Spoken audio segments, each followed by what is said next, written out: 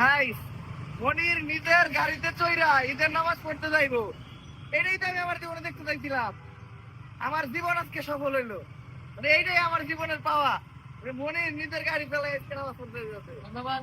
আমার চোখ ঘুরে গেল গাইস, মানে জীবন ভর আমরা দুজনে এক গাড়িতে গেছি, আর আজকে দুজন দুই গাড়ি নিয়ে যেতেছি। এর থেকে বড় সফলতা আর কি হইতে পারে? ওই যে দুই বিজিবি ওটা পরে লাইটটা দিছি।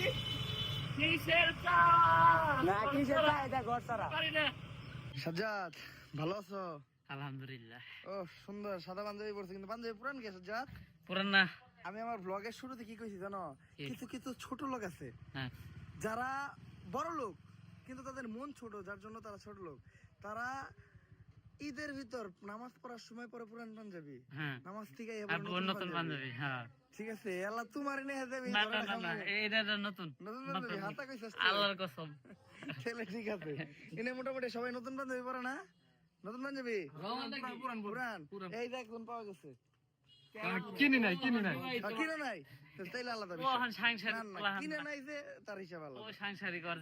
সুন্দর লাগতেছে, সবাই পাঞ্জাবি পরছি। আর অনেকদিন পরে আমরা এইভাবে এক হইলাম। মূলত ঈদের নামাজটায় সবসময় আমরা এইভাবে এক হই, তার মধ্যে অনেকে নাই আমাদের মাঝে। পাবে লাইব না,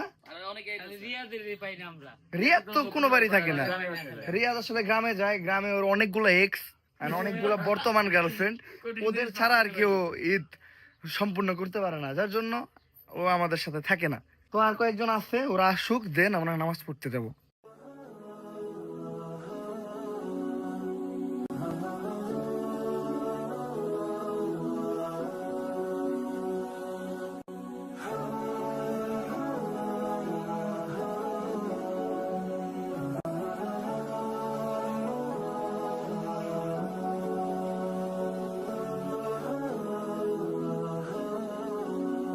আলহামদুলিল্লাহ, ঈদের নামাজটা শেষ করলাম। ঈদের দ্বিতীয় জামাত শুরু হয়েছে।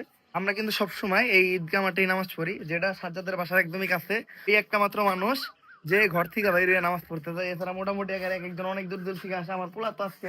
সে কোথা থেকে আসছো বাবা তুমি? ঢাকা মিরপুর থেকে। ঢাকা মিরপুর থেকে আসতে তোমার কি কি ট্রাভেল ফেস করতেছে ঈদের দিন? ঢাকার রাস্তার মধ্যে মোবিল আর পানি মিলে ভালো লাগছে। এটা কিসের জন্য ফালাই দিতে? তোমার মতো কিছু বিগ হাউস খোলাবান ঈদের দিনে জোরে গাড়ি না চালাইতে পারে। তাহলে এই কর্তৃপক্ষরে ধন্যবাদ দিতে হবে। ধন্যবাদ অবশ্যই। আর মনির আজকে আমার নাম উজ্জ্বল করছে। আজকে মনির ঈদের দিনের মানুষের কাছ থেকে টাকা তুলছে। বন্ধু কয় টাকা কেমনে কি দিয়ে দিছি বন্ধু? মোটামুটি বেঁকে দিচ্ছ? 2-3 হাজার পকেট চেক দে না বন্ধু, এই টাকা ধান্দা করছ না? আর যেহেতু আমাদের মাঝখানে সবাই উপস্থিত হয়ে গেছে, রহমান তোমার অনেকদিন পরে দেখলাম ঈদের মাঝে ব্যবসা বাণিজ্য করছো, এলাকা তোমার লগে দেখা হয় নাই। মোটামুটি সবার লগে দেখা হয়েছে। আর এইবার রোজাটা আমাদের কাছে অন্যরকম একটা রোজা ছিল। প্রতিবার রোজায় মানে এই যে আমরা এই সবাই থাকে একটা ইফতার করি, এবার রোজায় আর ওটা করতে পারি নাই। আর কারো যেভাবে বলবো, কেউ ওইভাবে সময়ও দিতে পারে নাই, আমি নিজেই সময় দিতে পারি নাই। আমি ঈদের একদিন আগে এলাকায় আইছি, এলাকায় আইহা অনেক কাজকর্ম ছিল, ওগুলা গুছাইছি। তো ওইভাবে আর করা হয় না। ইনশাল্লাহ সামনের রোজায় এটা আমরা করব। এবার আমার ইফতার দেওয়ার কথা ছিল, ওইটা আমি করতে পারি নাই। বলতে গেলে এই রোজাটা আমার কাছে ডিফারেন্ট একটা রোজা গেছে। তো সবাই যেহেতু আছে, এবার কোলাকুলির পর্বটা শেষ করি। কোলাকুলির পর্ব শেষ করার আগে আমার বন্ধু মনির তো সবসময় আমারে সালামি দেয়। বন্ধু কেমনি কি এটা কার বেরে নিলো? এটা দিকে দিয়ে এটা কার আমি সালামি পাইলি হয় বন্ধু, আমার সালামি দিব, মানে এই জিনিসটা আমি দেখবো, এটা আমার সফলতা। সরি, সার্থকতা। সব হাজার টাকা না, মানে কি বিপদের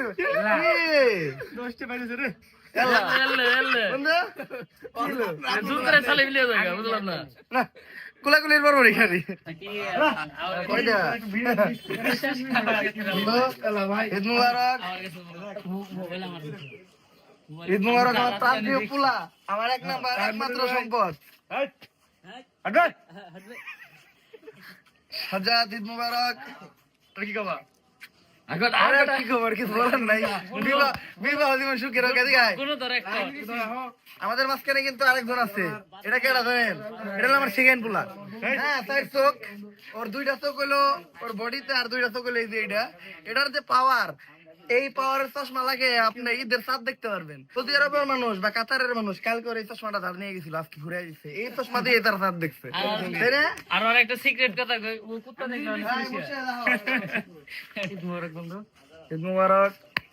ভাই কলাগুলির পর্ব শেষ, এখন সালামি দেওয়ার পর্ব ভাই। ওই ক্যামেরা বন্ধ কর, ক্যামেরা বন্ধ কর, ওই যে, আর নাই, আর নাই।